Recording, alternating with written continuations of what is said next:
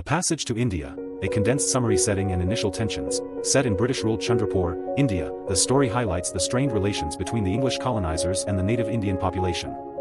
Dr. Aziz, a young Indian Muslim doctor, feels the sting of British prejudice but forms an initial, hopeful connection with the newly arrived, elderly Mrs. Moore at a mosque.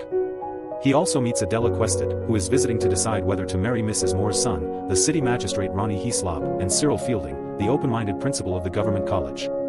Adela expresses a desire to see the real India, beyond the superficialities of Anglo-Indian society. The Marabar Caves incident. Aziz, eager to show hospitality, organizes a picnic to the ancient and unsettling Marabar Caves for Mrs. Moore and Adela. Fielding misses the train.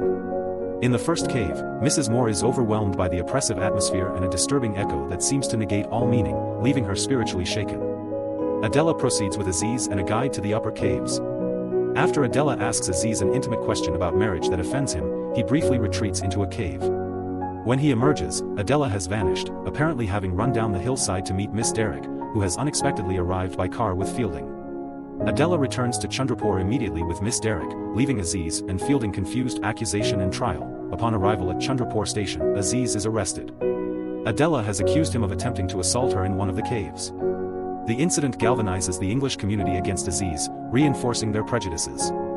Fielding, however, believes Aziz is innocent and publicly supports him, leading to his ostracism from the club.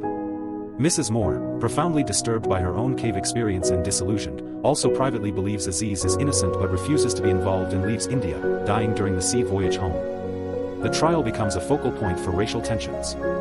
In a dramatic turn, Adela, while giving evidence, realizes she made a mistake and publicly withdraws her accusation against Aziz. Aftermath and themes. Aziz is acquitted but deeply scarred and embittered by the ordeal and the perceived betrayal by Fielding, whom he wrongly suspects of marrying Adela for her money, though Fielding actually marries Mrs. Moore's daughter, Stella. Adela, ostracized by the English and having broken her engagement to Ronnie, returns to England. The fragile hope for cross-cultural friendship collapses under the weight of prejudice, misunderstanding, and the political realities of the Raj.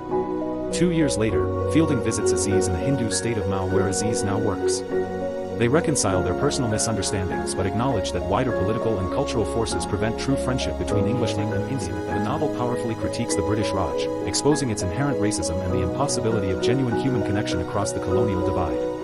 It explores themes of cultural collision, the search for meaning, often thwarted by the ambiguous, muddle, represented by India and the Marabar Caves, the limitations of Western rationalism, and the enduring difficulty of bridging cultural and political gulfs. The central question of what happened in the cave remains ambiguous, suggesting the limits of knowability and the power of perception shaped by cultural and personal biases.